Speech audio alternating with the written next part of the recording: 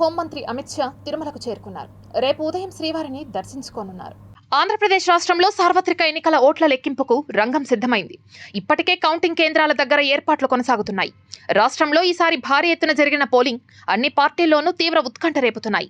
ఈ క్రమంలో రాష్ట్రంలో ఈసారి టీడీపీ, జనసేనతో కలిసి కూటమిగా పోటీ చేసిన భారతీయ జనతా పార్టీకి చెందిన అగ్రనేత అమిత్ షా నేడు రాష్ట్రానికి విచ్చేశారు. ఇప్పటికే ఎన్నికల పోలింగ్కి ముందు ప్రచారం చేసి వెళ్లిన ఆయన ఫలితాలకు ముందు మరోసారి వస్తుండడం ప్రాధాన్యత సంతరించుకుంది. అలాగే లోక్సభ ఎన్నికల ప్రచారంలో అమిత్ షా దేశవ్యాప్తంగా బిజీగా ఉన్నారు. ఇప్పుడు చివరి దశ లోక్సభ ఎన్నికల పోలింగ్ జూన్ 1వ తేదీన జరగనుంది. నేటితో ప్రచారం ముగియనున్న నేపథ్యంలో నేటి సాయంత్రం 6 గంటలకు తిరుమలకు అమిత్ షా వచ్చారు. కాగా ప్రత్యేక విమానంలో వచ్చిన అమిత్ షా నేరుగా వకులామాత గెస్ట్ హౌస్ కు చేరుకున్నారు. కేంద్ర మంత్రికి అన్ని ఏర్పాట్లు చేసింది టీటీడీ. ఆ తర్వాత శుక్రవారం ఉదయం 8:30 శ్రీవారిని దర్శించుకోనున్నారు అమిత్ షా. అనంతరం శుక్రవారం మధ్యాహ్నం 12 గంటలకు తిరుపతి విమానాశ్రయం నుంచి రాజ్కోట్ కు తిరిగి పయనం